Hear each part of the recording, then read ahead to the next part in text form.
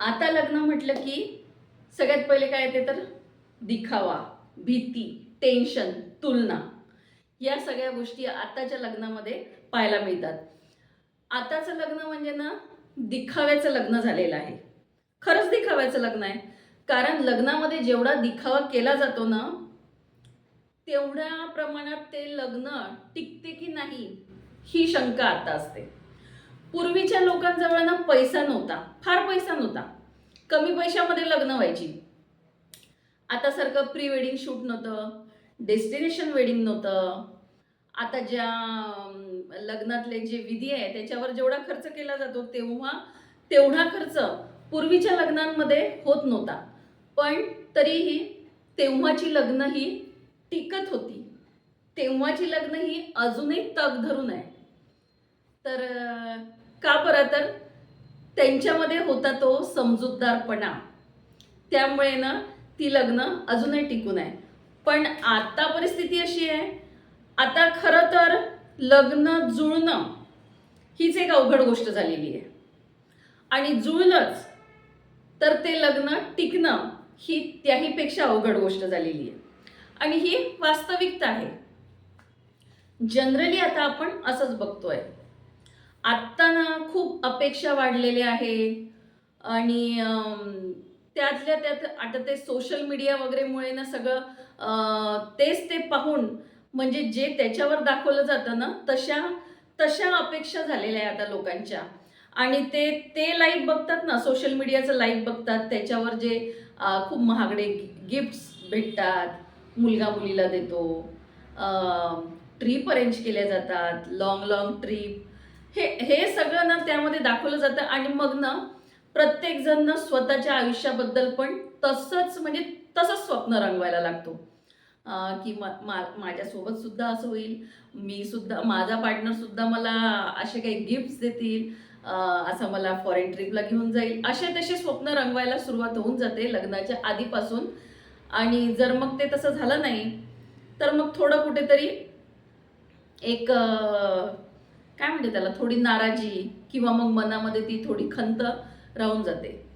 तर हे आताचे असे लग्न आहे ते टिकणं जरा अवघड झालेलं आहे. आताच्या नात्यामध्ये ना म्हणजे ते नातं टिकवण्यापेक्षा स्वतःचा इगो टिकवणं हे जास्त महत्त्वाचं झालेलं आहे. म्हणजे नातं तुटलं तरी चालेल पण माझा इगो मी तुटू देणार नाही, अशी परिस्थिती आता आहे. आता हल्लीनं लग्न जुळायच्या पहिले पाहिलं जातं त्या मुलाचं स्टेटस, त्याचं घर, त्याच्याकडे कार आहे का, त्याचं म्हणजे इन्कमिंग सोर्स काय काय आहे, त्याची इकॉनॉमिकल कंडिशन कशी आहे, ह्या सगळ्या गोष्टींना आता पाहिल्या जातात. आणि त्या बेसवरच लग्न जुळले जातात. आणि मग जर त्याच्यामध्ये जर पुढे काही कमतरता आली तर मग ते लग्न टिकणं थोडं अवघड होऊन जाते. कारण आता काय झालेलं आहे, नात्यापेक्षा किंवा प्रेमापेक्षा पैसा, स्वतःचा इगो, स्वतःचा स्टेटस हे जास्त महत्त्वाचं झालेलं आहे. पूर्वी काय होतं, ते लग्न का टिकले तर तो समजूतदारपणा तेव्हा होता. किंवा असं आपण म्हणू शकतो की तेव्हाची जी स्त्री होती ना ती स्त्री डिपेंड होती तिच्या नवऱ्यावर, घरच्या लोकांवर ती डिपेंड होती. त्याच्यामुळे ना ती स्वतःचं अस्तित्व तिथे सिद्ध करू शकत नव्हती. ती डिपेंड असल्यामुळे तिला काही जरी त्या संसारात त्रास झाला तरी तो त्रास ती सहन करायची, सहन करत आलेली आहे. कारण ती अवलंबून होती ना, त्यामुळे तिला सहन करावंच लागलं. आणि त्यावेळी परिस्थिती म्हणजे माहेरचे लोक सुद्धा काय सांगायचे, तू आता त्या घरची सून आहे, आम्ही तुला तिथे सोपवलेलं आहे, त्यांच्यावर सोपवलेलं आहे, तू शेवटपर्यंत तिथेच टिकून राहायचं. ही म्हणजे ही शिकवण तेव्हा होती. तेव्हाच्या आईवडिलांनी हेच मुलीला सांगितलं होतं की तेच आता तुझं घर आहे.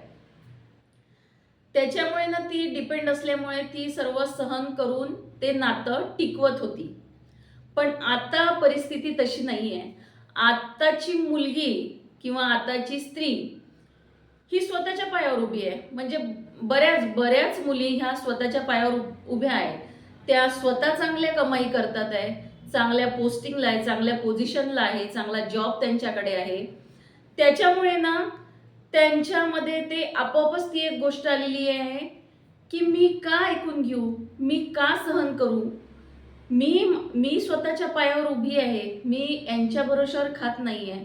तर ही गोष्ट कुठेतरी ना ती आपोआपच आलेली आहे. त्याच्यामुळे ना कोणी कोणाचं ऐकून घेण्याच्या याच्यामध्ये नसतं आताच्या नात्यामध्ये. आणि ना वेळ सुद्धा आता नात्यामध्ये फार कमी दिला जातो, कारण प्रत्येकजण आपापल्या याच्यात व्यस्त. आताची लाईफस्टाईल चेंज झालेली आहे, सगळ्या गोष्टी बदललेल्या आहे. दिवसभर मेहनत करायची, मग थकून बाकून घरी यायचं, कारण मुलगी पण जॉब करते, मुलगा पण जॉब करते. तो घरी येतो थकून, ती सुद्धा घरी येते थकून. त्यामुळे ना दोघांमधला संवाद कमी झालेला आहे. आणि संवाद कमी झाल्यामुळे आपोआप प्रेम सुद्धा कमी झालेलं आहे. कारण डोक्यामध्ये सतत करिअर, पोझिशन, पैसा ह्या गोष्टी जास्त, म्हणजे सतत तेच असतं डोक्यामध्ये.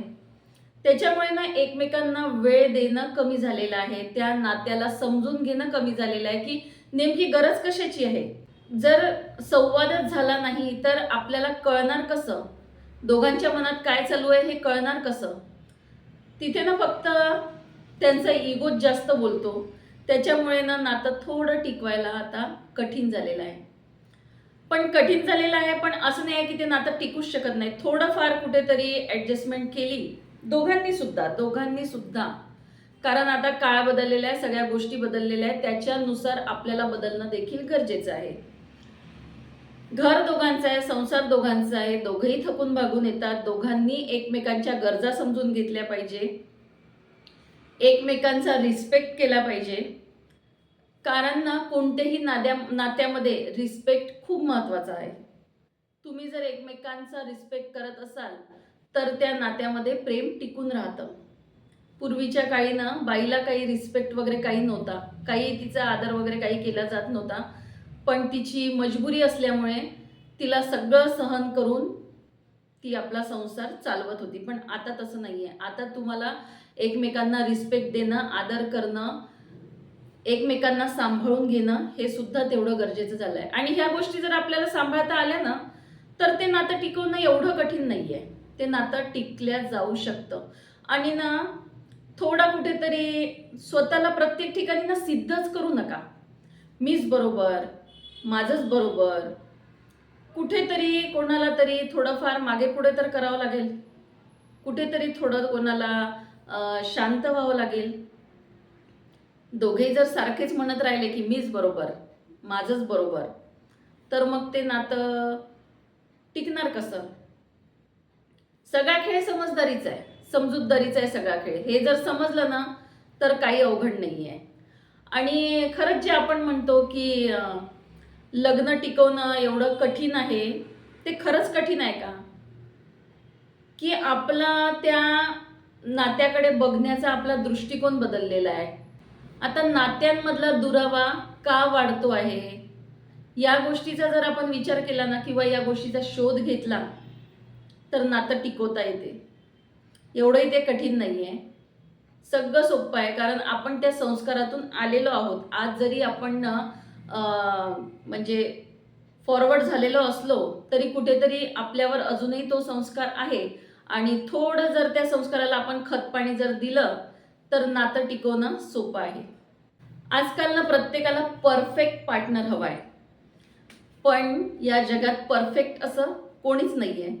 प्रत्येकच जणामध्ये काही ना काही कमतरता आहे ना. प्रत्येकच जण कुठे ना कुठे कमी जास्त आहे, परफेक्ट असूच शकत नाही. नातं हे फक्त प्रेमामुळे टिकतं असं नाही. तर ते नातं टिकवायचं असेल ना तर त्या नात्यामध्ये समजदारी, एकमेकांना समजून घेणं, वेळ देणं, साथ देणं, अडीअडचणीच्या वेळी एकमेकांच्या सोबत उभं राहणं हे पण जास्त महत्त्वाचं असते. हे जर साधता आलं तर नातं टिकवणं सुद्धा खूप सोपं आहे. खरं तर कठीण झालंय आजकाल खरं नातं शोधणं, खरा लाईफ पार्टनर मिळणं, स्वतःचा इगो बाजूला ठेवणं आणि आयुष्यभर कोणासोबत तरी प्रामाणिकपणे राहणं. कारण माहिती आहे का, आपण प्रेम पटकन करतो, प्रेम पटकन होते आपल्याला, पण जबाबदाऱ्या घेणं, जबाबदाऱ्या पार पाडणं हे मात्र आपल्याला जमत नाही. तिथून आपण ना पळवाटा शोधतो. तर असो, खरं तर खरं सुंदर लग्न ते नाही की जिथे रोज आनंदच असेल, तर खरं सुंदर लग्न ते आहे जिथे अडी अडचणी असून सुद्धा एकमेकांच्या साथीने ते खंबीर उभे आहे, एकमेकांच्या सोबत उभे आहे, ते खरं लग्न. तर पहा, व्हिडिओ तुम्हाला आवडला असेल, काहीतरी यामध्ये म्हणजे ही खरी वास्तविक परिस्थिती आहे असं वाटत असेल, तर व्हिडिओला लाईक करा, जास्तीत जास्त शेअर करा, तुमचे मत मला कमेंट बॉक्समध्ये कळवा. तुमचे काय विचार आहे, तुम्हाला काय वाटते ते मला तुम्ही कमेंट बॉक्समध्ये कळवा. आणि असा हा व्हिडिओ होता. इथपर्यंत पाहून घेतला त्यासाठी तुम्हा सर्वांचे धन्यवाद.